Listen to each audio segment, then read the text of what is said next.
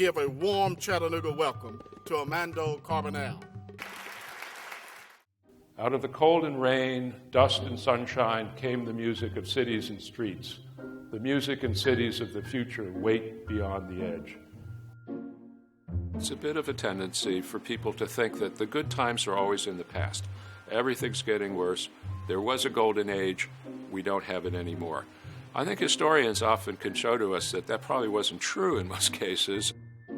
But I turn it around and think about the future. When people ask me what my department is about, I often simply say it's about cities and nature, and that often is not a satisfactory answer. Cities around the world have become less dense over time.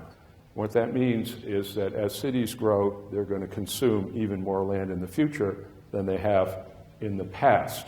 You know, we are connected to the whole planet, and yet we live in these smaller spaces. How do we keep that in mind? How do we act with that in mind? The problem we see when we look out is the trend to growth will consume a tremendous amount of the vital ecostructure of the region. This is a planning problem.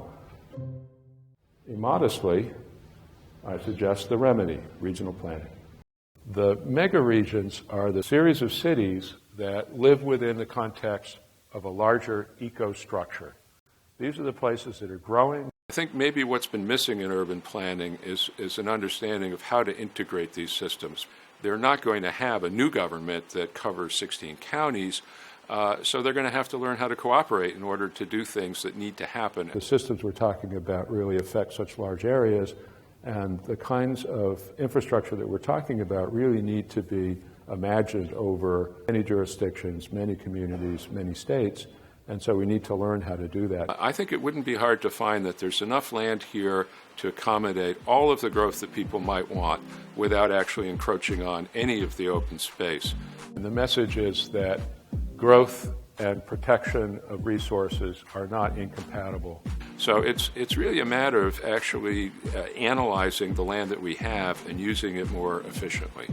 And this is the story that says there's hope for a landscape that includes the commercial strips that are taking up a huge amount of land but not always functioning very well today. I've found that it's best to look for the things that people agree about. Very often they're things that virtually everybody in the country would want. They're good things. That's a lot of hard work, but you can break it down into a pretty specific set of actions that you take to get to the objective you're trying to reach. The momentum here seems to be on that there is a desire to actually accomplish some tangible results in the short run, but I think the challenge will be to keep people together.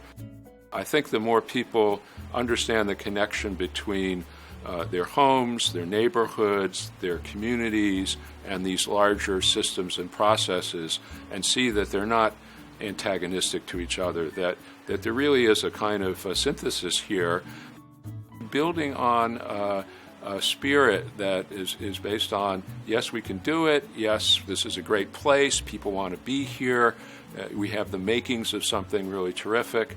I think this is a positive asset, and it's one that doesn't exist everywhere.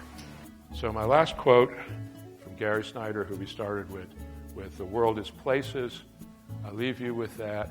I think that's really what we're talking about. We're trying to make great places for people to live, and I see tremendous prospects for that here in this region, and I do wish you well.